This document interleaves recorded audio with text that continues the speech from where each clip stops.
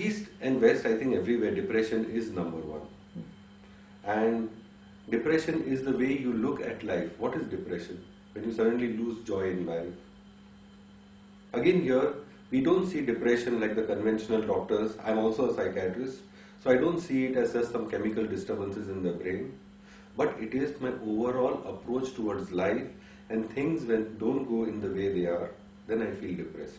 So depression again is not the illness. I think depression is one of the symptoms of the lifestyle and the perception of the person about his life which makes him depressed. So that we go into. But I agree with you, depression is one of the main illnesses. And in fact, there are many cases where you have physical pathology, but I believe underlying there is a lot of depression and other mental disorders.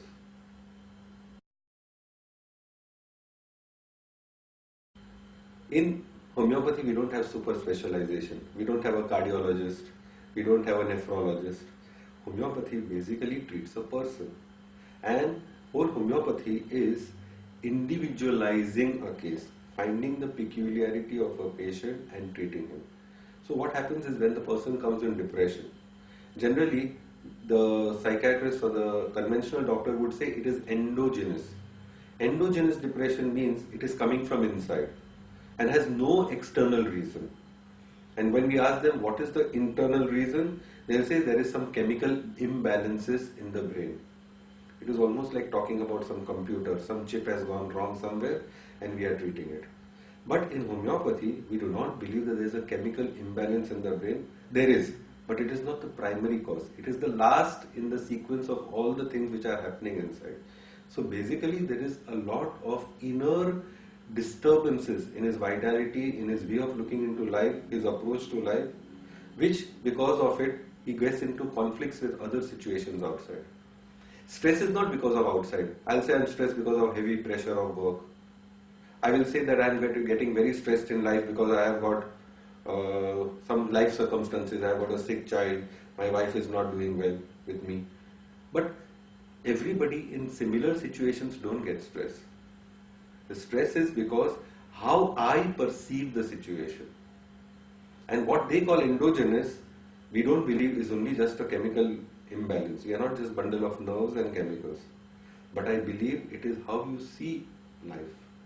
And when you go into it and see, we all have one particular sensitivity, one particular program inside us. We are all programmed, unfortunately, if you want to say that way. The way we see life. Somebody feels I'm being persecuted, somebody is after me. Somebody feels something else, that I'm all the time neglected. Now these type of perceptions or complexes which we live in generally put us in conflict with life situations. There's something in life and somebody neglects me, I will immediately react to it and get depressed that nobody loves me. Whereas the other person in that same situation will say, oh, so what if he neglects me? There's no problem. So you see, it is all inside. So when we say it's endogenous, it is endogenous, but that endogenous is not something unknown cause. There is a cause which, if you see it from a homeopathic point of view, you have complete understanding why it is happening. But when you see it only in terms of depression and the biology and the brain, then it is an unknown cause. So depression is again very individualized in a person coming from his own inner state of being.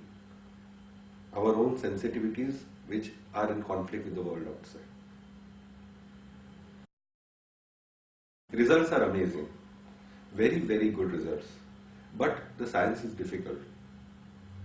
So what happens is, it is not like conventional. Let's say somebody comes to me. I'm also a psychiatrist, as I told you, and if somebody comes and tells me, I have loss of interest, no enthusiasm, I get up in the morning, I don't feel like going to work, I have lost my weight, I have lost my appetite, I don't sleep well. I say, okay, you are an antidepressant, you are depressed, okay, take Prozac, take antidepressant and go. Second patient comes, similar story, I give Prozac and go. Right? This is not the case in homeopathy. We try to find out what is his depression, try to go into his life, even into his childhood, into his dreams, into his interest hobbies, into his even craving for food, crazy things, everything we go and then get a complete, we map the person in totality and then see in this individual what is the reason for his depression and then we treat. So what happens is, because it is such a difficult science, It is not even a science. I would say it's science plus arts. It requires a lot of skills. So sometimes you might have failures, but the failures are not because the science is wrong, but sometimes because of the difficulty in doing this art. So sometimes I would advise patients who know homeopathy, they go first of all with half mind. They say, oh, I took those pills, those small pills, and it took 2-3 times and it didn't work. Because they have been trained to quick fixes. So what happens is, once you take and doesn't help, it goes away. But you know that in psychotherapy, people go for years and years and years and years. Sometimes if you don't get result, you meet the doctor again, homeopath again, meet them again. I'm sure in a few times they will find a remedy which will take the depression out of their system once and for all. The whole psychiatry began with psychotherapy, psychoanalysis, Freud, trying to understand the psyche of the person. Then what happened is, it was time consuming, lot of years to go through that psychotherapy and psychoanalysis. And finally, they could not take the patient deep enough. And after they took also, most of the time they could not give result. So out of frustration, they went into more chemicals and biological treatment. Because at least you give quick results, the person stands up and starts going. Of course, with all the side effects and with the possibility that he will have to take the medicine all his life. But homeopathy is a beautiful marriage between these two. It is almost like psychoanalysis, psychotherapy, and then we have some pills which take care. So the whole onus of improvement is not on the patient. Our pills take. Now what happens is, in psychotherapy, sometimes the patient comes and I have an understanding of the patient. Even if I am wrong, I will tell the patient, this is your problem, this is your problem. And if he doesn't improve, the guilt on him. Oh, see, I know my problem, but I am not improving. In homeopathy, the advantage is, I have an understanding of the patient and I give the remedy. If after 1 month patient does not improve, then I have to tell myself, why didn't he improve? That means my understanding is wrong. I have a chance to correct myself and a chance again to correct myself till I get to the exact, and then the result is there. So success rate depends also on the skill of the person. I think most of them, in most cases, give good results, but sometimes in difficult cases, you require a little bit more skill. But with the right remedy, believe me, patients improve. So patients have to have a belief in the system. Probably they come with half mind, they're doing window shopping. This type of attitude, if they come with homeopathy, is better they don't come. They have to have a sense of commitment if they have to come. But I believe it changes the life, it changes the way of outlook. He'll be not only out of depression, but his whole outlook towards life will change, which he had never had before. I think it is a big step towards health. One dimension of health which we don't take care of in conventional medicine is a sense of well-being. I have patients who come with, let's say, knee joint, just an example. And when you treat the patient, after 2 months they'll say, doctor, my knee joint is alright, but suddenly I'm sleeping well.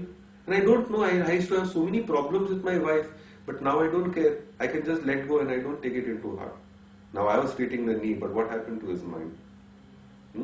So we talk about clinical depression. Depression is a common thing. We all get depressed. Today I don't get my work done, I am depressed. But only when it goes beyond a certain level, we call it clinical depression. But in subtle levels, we all have our lows, and pretty many lows. And sometimes we are so emotionally labile, we have many lows, many times in a day. All these also are taken care of by homeopathy.